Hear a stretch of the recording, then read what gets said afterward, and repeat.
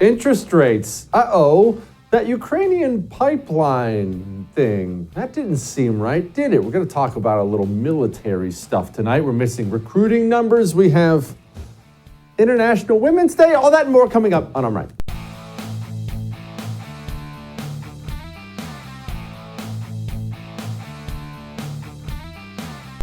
I know there's other things in the news right now beyond, well, things that affect your daily life. And I fall victim to this. You probably fall victim to this. We get in the weeds when it comes to politics. Not that the things we care about don't matter. They very much do matter a lot, but we can't lose sight of the fact that most people in this country, sadly, they're not involved in politics.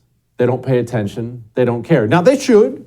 I believe, as you probably do, that it's part of your civic duty, as ugly as politics is, to care and pay attention so you can be informed about the issues that are going to determine your way of life and the way of life of your children going forward. I believe that. You probably believe that too. That's not the world we live in. We accept the world as it is. Most people don't live like that. The truth is, most people, you know what they want? They want the grocery bill to stay where it is. They want to cover the mortgage. When the kiddos need a new pair of shoes for school, and having 12 and 14-year-old sons, I'm just staggered at the money we have to spend on shoes because they grow out of them in 15 minutes. But anyway, back to the point. People want their lives to be good, prosperous, comfortable. And they're watching right now, many Americans, most Americans, frankly, they're watching their way of life, I don't want to say go away, that's too dramatic. They're watching it get worse. The truth is America's standard of living is now on decline. It is. By any measure, it is on decline. And if you're listening to Jerome Powell from yesterday, that's not going to change anytime soon. The process of getting inflation back down to 2% has a long way to go and is likely to be bumpy. As I mentioned, the latest economic data have come in stronger than expected, which suggests that the ultimate level of interest rates is likely to be higher than previously anticipated. If the totality of the data were to indicate that faster tightening is warranted, we'd be prepared to increase the pace of rate hikes. What does all that mean? What is all that? That's a bunch of rate hikes and words. All right, let's go over this really quickly for people who may be new. The Fed, even though it shouldn't exist, the Fed, what they target for inflation in general, they go for this number all the time because there's going to be some inflation always. It's a long story. It is the way it is. They know there's going to be some inflation. So what do they go for? They go for a number. They want inflation to stay around 2% for a year. That's what they're targeting. There's a reason your grandpa tells you, I used to buy a cheeseburger for a nickel, and now you got to pay $4, right? But they build in 2% every single year. That's what they build in for it. Well, here's what happens. We spent too much money. Not just you, not just your parents. For many years, we've spent too much money. Jerome Powell, actually to his credit, I can't believe I'm saying that, flat out said it yesterday. We have the largest economy in the world. We can service this debt. That's not the problem. The problem is that we're on a path where the debt is growing substantially faster than the economy. And that's kind of by definition, in the long run, unsustainable. Okay, let's have a little economic talk here because this stuff does get confusing and these people talk over our heads and then they use these huge numbers and trillions and billions and APR and all of a sudden your eyes glass over and you're lost. Here's what we're dealing with as a nation. We spend more than we take in, but we take in a huge amount of money. I want you to think about America right now like Bill Gates. You know what? Actually, I hate Bill Gates. Think about some other billionaire you like. Elon Musk. You probably like Elon Musk. Think of America like Elon Musk. Okay, he has vast sums of money coming in every single month, every single week, every single second. He's got sums of money coming in, all kinds of money. So it's billions and billions and billions of dollars. Now, what does that mean for Elon Musk? It means, and I'm just guessing here, I don't know the man, don't know much about the man, but it means, of course, it's going to be a fleet of private jets. It's going to be steak dinner whenever you like. It's going to be the mansion in the Mediterranean. It's going to be private yachts, pretty girls, the life of the rich and famous. But no matter what, there is a rule in life. You can outspend what you make. That's just a fact. How many millionaires have you seen? Professional athletes. I signed a $100 million contract, and 2 years later, no, I'm bankrupt. How did this happen? Well, as all those athletes have shown us, and rappers and various other people get hooked on drugs, it really doesn't matter what you take in. You can find a way to spend more than you take in, and there will be an end date on that. But here's the difference. With you, with me, if I spend a lot more than I take in, I will crash into the wall and have to declare bankruptcy earlier than Elon Musk. Why? Because I don't have the vast quantities coming in that will allow me to, okay, let me shift some money over here. Oh no, the American Express bill, okay, let me move some money out of this investment and then I'll cover the American Express bill. No, I don't have that. So if I run out, I run out. Elon Musk does. Now he's still going to run out. It'll just take him longer. Here in the United States of America, we have such a gigantic economy.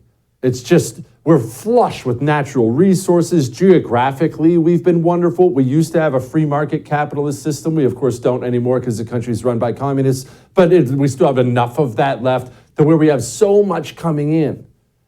And because of that, we've been Elon Musk for so long, if Elon Musk didn't know how to handle his money. We've got so much coming in. We're getting the new diamond earrings. I want a new Lamborghini. Oh man, this new Russian actress wants to go out for a date. Only in Italy. I'm going to fly her out there on my private jet. We've been living that life for so long, and we've been enjoying that life for so long, relatively consequence-free, that we, not just you and me, not just the normal American, the people who run the country, we got ourselves deluded is probably the best word to use. Just like that rapper, just like that professional athlete, we thought it would never end. Of course, the private jets, the pretty girls and the steaks and the yachts, they're always going to be there, aren't they? After all, they've always been there. They're always going to be there. But they're not always going to be there. The truth is, trees don't grow to the sky. That's the old saying they use in investing. They're not always going to be there. This is going to stop. This endless amounts of debt. And we accelerated everything by our insane lockdown policy, shut down the economy while printing trillions of dollars. So we were already going to a bad place. We just hammered the accelerator and rocketed that up. We're going to a bad place. We're either going to lose the value of our dollar, which frankly they will not let happen. So what's going to happen is what they're telling you right now is going to happen. They're going to jack interest rates through the roof, and it's going to cause a severe recession. They're going to intentionally cause a severe recession because they feel, and possibly not wrongly, they feel that a severe recession is a better outcome than the loss of the value of the dollar. And frankly, that's probably correct. We're going to have a great recession, and they're going to put us in one on purpose. And if you're looking for who to blame, it's a long list. It's a very long list. I will argue this. If you thought we should shut down an economy for a virus, go look in the mirror. You can start right there to blame. Because that's an insane concept, the kind of thing that you pay for a long, long time. Fear is expensive. We're going to talk about this insane idea of invading Mexico with the military. And we're going to talk to my border expert, Brandon Darby, knows more about Mexico than anyone I've ever talked to in my life. We're going to talk to him about that next. Now, speaking of Navy SEALs, you probably are an admirer of those gentlemen. It's a rare breed, after all, and I am as well. We don't get to see all the things that happen when they come home and when they get done, and them looking for help Maybe sometimes they need help with employment. Maybe maybe, God forbid, somebody passed away. You know why I love Bone Frog coffee? It's not because of the coffee. Yes, everyone already knows Bone Frog makes the best freaking coffee. They work with the founder of Seattle's best coffee. If you're drinking your Bone Frog coffee right now and you're wondering why it tastes so good, they found the best people on the planet, and that's how they make their blends. But if it was bad coffee, I would drink Bone Frog coffee because 10% of the proceeds go to various Navy SEAL foundations.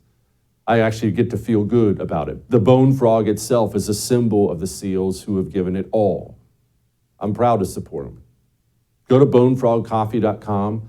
When you get a subscription, which why wouldn't you? You drink the same amount of coffee every day, you get 10% off with the promo code Jesse. Bonefrogcoffee.com, promo code Jesse, 10% off your subscription, and feel good about a cup of coffee? Pretty cool, right? Brandon Darby next.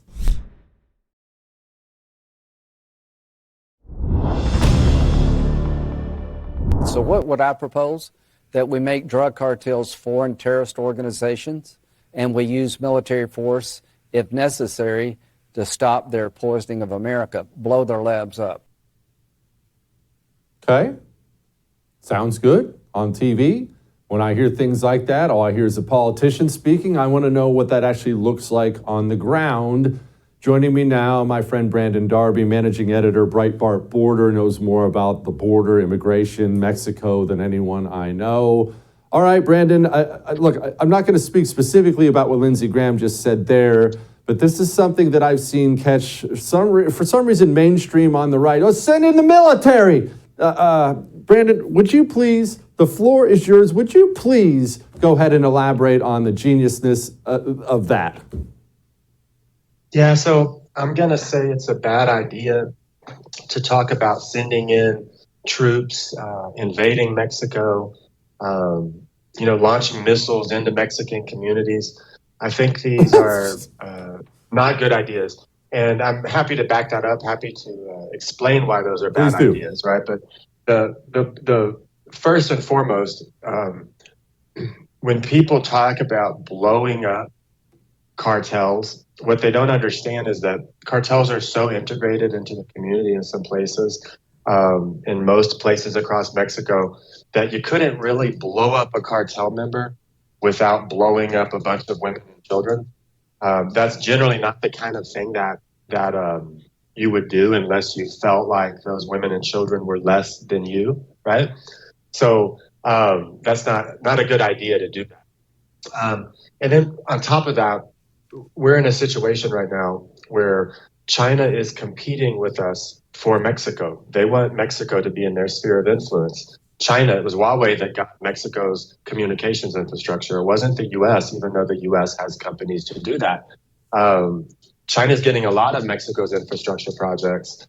Some would say that some of the infrastructure projects the U.S. is trying to do are getting stalled by people who are loyal to having China doing those infrastructure projects.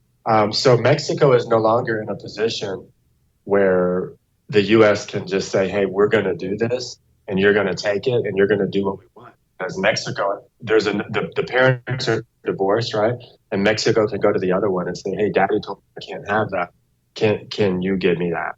And they can do all kinds of things. They're not powerless in this situation. On top of that, it's just a horrible idea. Well, what it is, Jesse, is the State Department tells U.S. law enforcement agencies and intelligence agencies, they say, you need to balance your intel and your law enforcement priorities with our diplomatic concerns. And some of those concerns are legitimate and understandable, like I just said. But I think a lot of times it isn't. It's kind of set up in a way where people, they come from the U.S., they go to the State Department in Mexico, they're doing like a 2-year assignment. They have to list out a bunch of agenda items that they want to accomplish. Well, they figure out who they need to accomplish it. And when one of those people they need to accomplish it turns out is connected to a certain cartel or a certain cartel figure, they know that they're not going to accomplish their agenda items if that cartel figure gets taken away, right? And if they lose relationship with this person or that person over it. So it's really a State Department issue that I think on our part, at least on our side of the street, that causes the most lack of response. But it really is an intelligence issue. It's an issue for the intel community to deal with. I've advocated for a long time that they should actually declare two factions of two cartels as foreign terror orgs, or at least they should start moving in that direction. And I think the rest would fall in line. You can't declare all Mexican cartels as terrorist organizations, A, because they're not, and they don't act like terrorist organizations, some of them, but also because it's so interconnected into Mexico's politics that you would destroy Mexico, and then we would have a vassal of China on our border, a very unsecured border at that, or a very porous border. Bad idea. You just can't do it. So if you took like the two worst, not that maybe the worst factions along our border, small factions, and you started to target them, and you started to target anybody who took money from them, communicated with them, now we're getting somewhere, right? But it's a symbolic thing that makes everyone else fall in line. So that some of the worst behaviors associated with these transnational criminal organizations cease to happen, you know? Brandon Darby, you are the best, my man. Go read his stuff. He keeps us all educated. Thank you, bud. Thank you so much. All right. We'll keep you abreast of the situation here. Now let me keep you abreast of something else. The economy sucks. Look, we just talked about interest rates, and we talked about where we're going. We are going into a recession. Please understand this. I'm not guessing. They're telling you. The people are telling you we are going to put us in a recession. Think of it this way. They're going to drive the car into the ditch to avoid the car going off the cliff. The recession is the ditch. They're telling you it's coming. Have you made preparations? Have you called Oxford Gold? Oxford Gold will not only send physical gold and or silver, you pick, to your front door. So if the really worst happens, you can always buy goods and services you need to survive. Set that aside. Not only should you have some of that, they'll weave gold and silver into your 401k or IRA. They even have some bonus goodies you might be eligible for. You need to ask them about when you call, but don't call tomorrow. Call now. They're waiting. They're totally chill. They're great to work with. 833-995-GOLD. 833-995-GOLD, all right? We'll be back.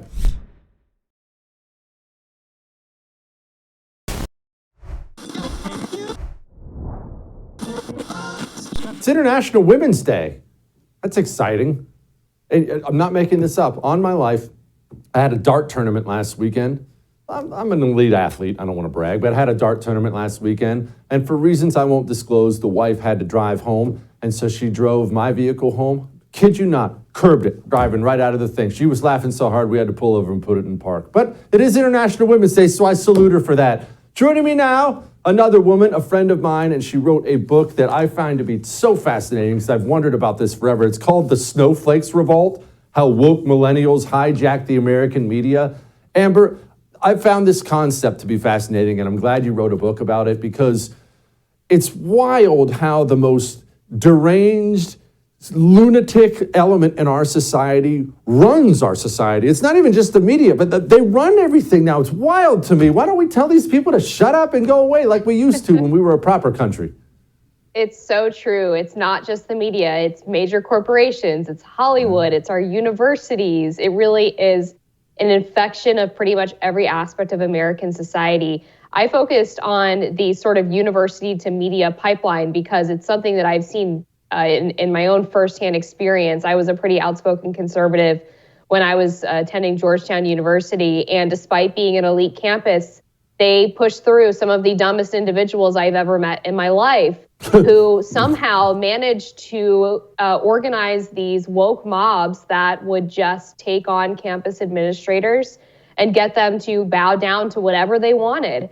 And you would think that the media would have learned their lesson by watching the campus craziness for whatever number of years, but they were so obsessed with saying that the right and conservatives were lying about the problem that these wokesters infected their own newsrooms without them even realizing how bad of a problem it was going to be.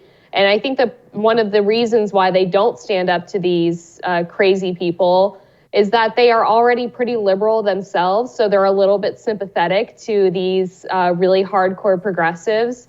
And also, a lot of brands are so terrified of negative PR, and these people have exercised pretty effective social media campaigns, bad-mouthing companies who don't give in to their demands. And for boomers, a negative tweet is like the worst thing in the world. So they try to avoid it at all costs. Okay, Amber, explain that to me, because I saw Politico has banned biological woman and biological female, as you well. I'm not making that up. Those words are now banned. All right, now that's insane. Not to me, not to you. That's insane to virtually every human being who's ever lived outside of the last 5 years. And yet that's where we got so quickly. Are you telling me everyone at Politico, even the big shots who run Politico, they don't look at that and say, that's stupid? What? I mean, it's a bunch of old men who run it. They have to know this is nuts. I think they do know it's nuts, but again, they're just terrified of the potential backlash that they would receive from this vocal minority of hardcore progressives and the trans lobby if they were to try to oppose this. So the background for Politico's shift to the left is that they had a number of guest authors on their sort of heralded morning playbook. Everybody in DC used to read it. And when Ben Shapiro authored it, the newsroom went crazy. These activists, young activists they had hired, some of them were not even actually reporters. They worked, doing web design or what have you, had this internal newsroom revolt. And at the time, Politico actually mostly stood up for Ben Shapiro, but I think they realized just how big and vocal this coalition was. And they were like, oh no, we better do something to try to get these people in line, to appease them, so to speak. So they made several changes, including releasing this new style guide in January of 2022. So not that long ago, banning phrases like biological men, because apparently if you refer to someone as a biological man, if they identify as a woman, you're not accepting that they're actually a woman. And there's a whole bunch of other phrases as well, such as mankind, policeman or policewoman. Pretty much any gendered language is a no-go at Politico at this point.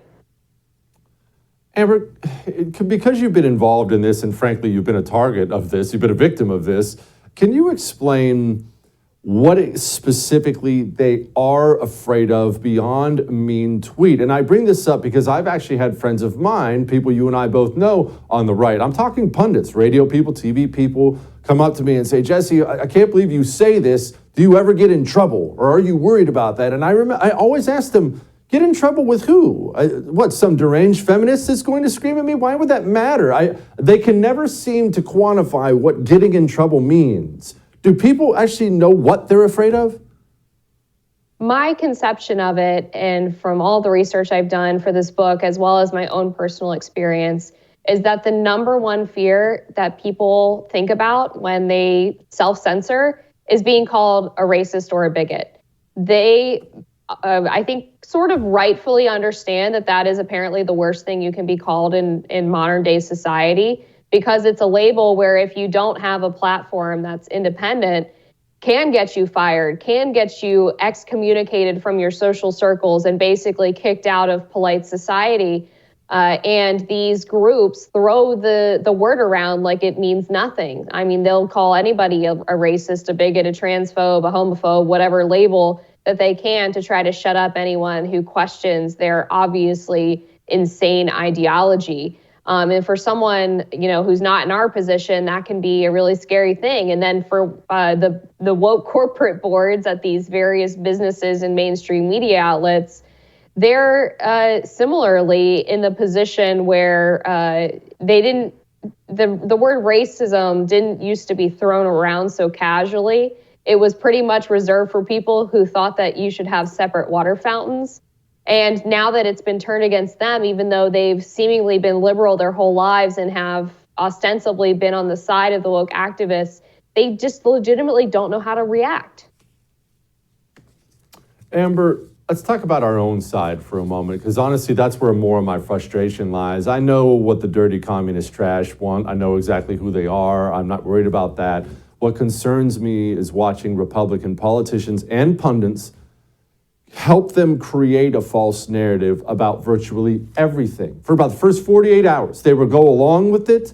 They will help them create it. And then eventually the winds will start blowing the other way and they'll step up and be freedom fighter again once the narrative has already been set. But as I've often said, give me the first 48 hours, I'll give you the next 48 years. When we need them to stand firm, they do not. Why? What is wrong with our own side? There are so many Republicans and conservatives who are obsessed with being the good guys in the eyes of the media. They don't want to be associated with who the so-called extremists and crazies are. So they shop their PR releases to the mainstream media. They give their scoops to them. They talk to them on background and act as anonymous sources. It happened in the Trump administration all the time. And I write about this extensively in one chapter in the book, because what these people are doing is they're giving legitimacy to an institution that should have absolutely none. And the title of the book, The Snowflakes Revolt, is kind of tongue-in-cheek, because snowflake is obviously a pretty gauche term at this point. But what it's pointing at is the fact that conservatives thought that these woke millennials would graduate from universities and the real world would get them in check and they would melt. Well, that didn't happen because nobody took them seriously. And so instead, they've really taken over so many aspects of society, our biggest institutions, and created real change, and made these progressive, zany ideas somehow mainstream and normal. So we have a lot of culpability in the society that we're living in right now. Yeah, we do. Amber, you're the best. Go buy her book. I appreciate you. Thanks, Jesse. All right. We have a panel next. It's going to be a spicy panel because we're going to dig into the trans stuff. Isn't that always good? That's always a good time because we're still pretending in this country that men can become women and vice versa. Look, we'll talk about that. Now, let's talk about something good. Let's talk about your dog. I'll be honest with you. I didn't want to get a dog. It's not that I don't like dogs. I love dogs. I didn't want to have to take care of one. And when I get done doing this tonight, when I get done doing I'm Right, I'm going to pop this earpiece out of my ear. I'm going to say goodbye to Matt and John and the boys, my production staff. And I'm going to go home and I'm going to walk in the door. My boys are going to be there and the wife's going to be there. But you know who's going to be first when I walk in the door? Fred. And that's daggone nice, making you feel like the most important person in the world. And I would like Fred to continue doing that for a very long time. I give Fred Rough Greens not just because it fixed his digestive issues, which I won't go into detail on. I give Fred Rough Greens every single morning. We pour it on his breakfast. It's a supplement because it gives him vitamins and minerals he otherwise would never have, ever. He would never have them. Think about that. Your dog, if your dog just eats dog food his whole life, he doesn't ever get nutrition that living animals need? Why do we think dogs have these joint problems too early? Coat loses its shine. Digestive issues. Your dog needs nutrition. Rough Greens is that nutrition. They're giving free Jumpstart trial bags right now. Go to roughgreens.com/Jesse. Free Jumpstart trial bag. All you pay for is the shipping. roughgreens.com/Jesse. We'll be back.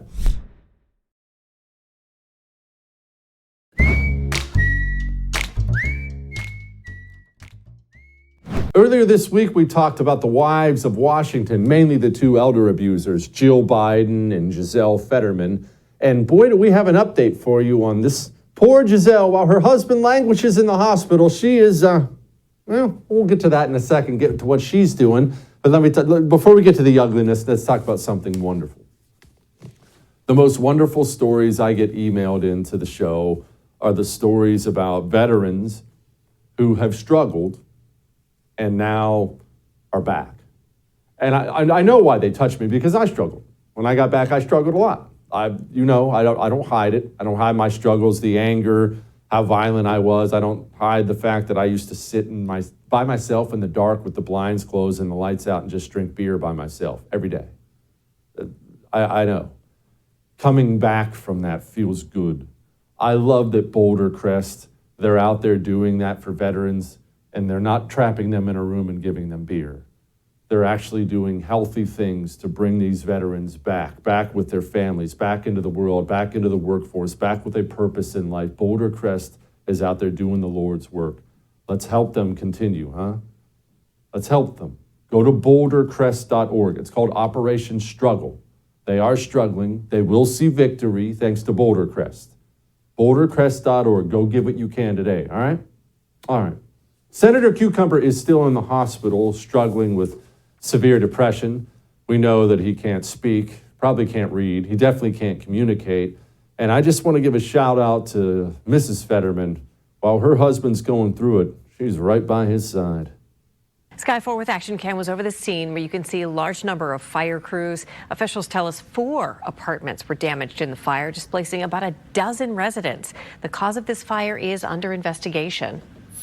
And take a look. Our crew spotted Giselle Fetterman in full firefighter gear at the scene of the East Pittsburgh fire today. So the wife of U.S. Senator John Fetterman is a new member of River's Edge 113. So you may have seen a Facebook post from a few months ago when she shared this image saying there's still lots of work ahead, but she's excited and ready to learn. Then she thanked the entire team for being great mentors. Do you think Giselle Fetterman has actually gone into Senator Cucumber's office and started doing some measuring for the redecorating she's going to do when she takes over the job? Giselle, we all see you're a terrible person. All right, I'll see you tomorrow.